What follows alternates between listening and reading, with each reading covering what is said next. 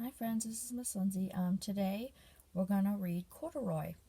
I'm going to be sending home an activity to do with buttons, and in this book he loses a button. So let's read it.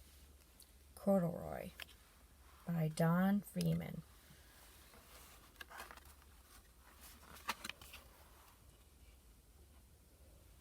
Corduroy is a bear who once lived in the toy department of a big store. Day after day, he waited with all the animals and dolls for somebody to come along and take him home.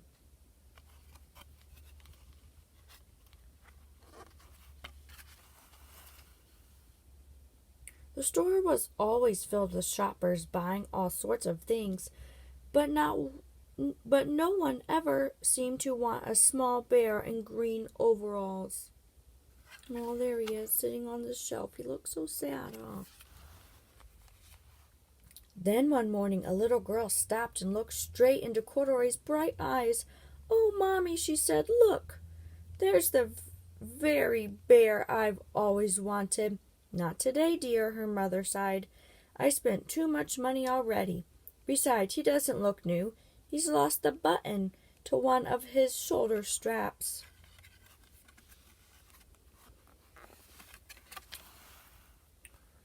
Corduroy watched them sadly as they walked away. Look how sad he looks. I didn't know I lost a button," he said to himself. "Tonight I'll go and see if I can find it."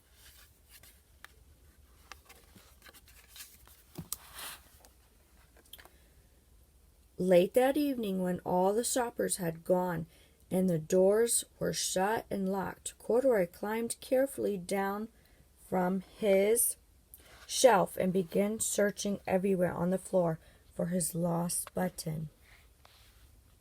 There he is. He's looking in the toy store for his button.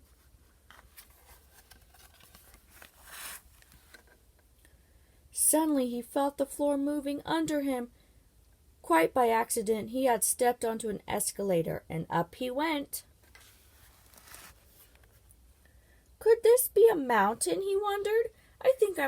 I've always wanted to climb a mountain.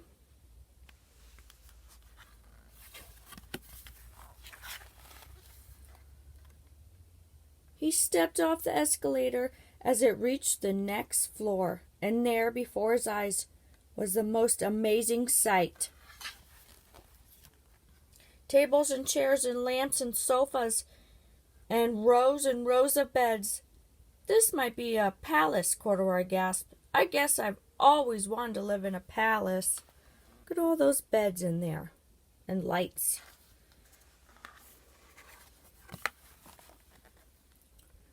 He wandered around, admiring the furniture.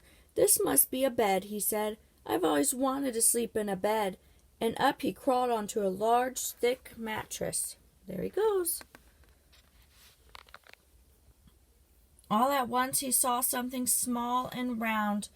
"Why, here's my button," he cried, and he tried to pick it up, but like all the other buttons on the mattress, it was tied down. Oh, look at it. He's trying to pull the button and it's attached to the mattress.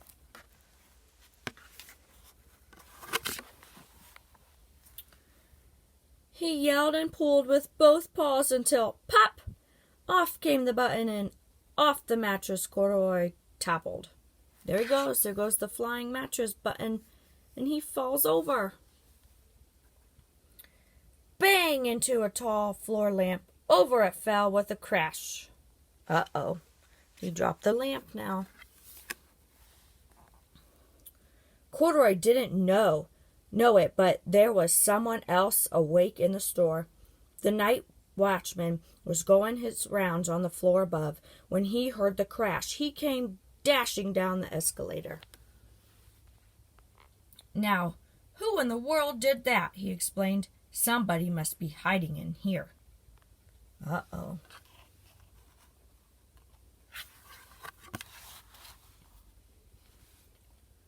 He flashed his light under and over sofas and beds until he came to the biggest bed of all, and then he saw two fuzzy brown ears sticking up from the cover.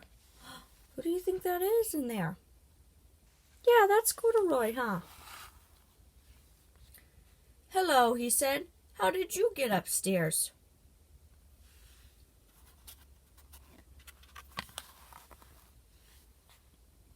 The watchman tucked Corduroy under his arms and carried him down the escalator and sat him on the shelf in the toy department with the other animals and dolls. There he did. He put him right back on his shelf where he belongs, huh? Corduroy was just waking up when the first customers came into the store in the morning, and there, looking at him with a wide, warm smile, was the same little girl he'd seen only the day before. Oh, look, she came back for him, huh?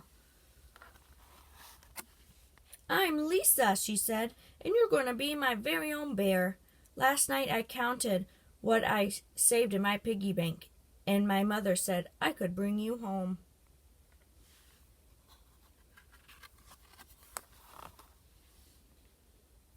Shall I put him in a box for you? The saleslady asked. Oh, no, thank you, Lisa answered, and she carried Corduroy home in her arms. She ran all the way up 4 flights of stairs into her family's apartment and straight to her own room. Look how happy they are.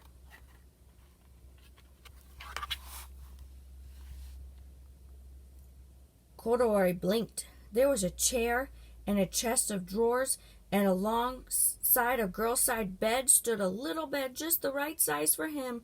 The room was small, nothing like the enormous palace in the department store. This must be home, he said. I know I always wanted a home. Lisa sat down with Corduroy on her lap and began to sew a button on his overalls. I like you the way you are, she said, but you'll be more comfortable with your shoulder strap fastened. Look, she's making him a button. You must be a friend, said Corduroy.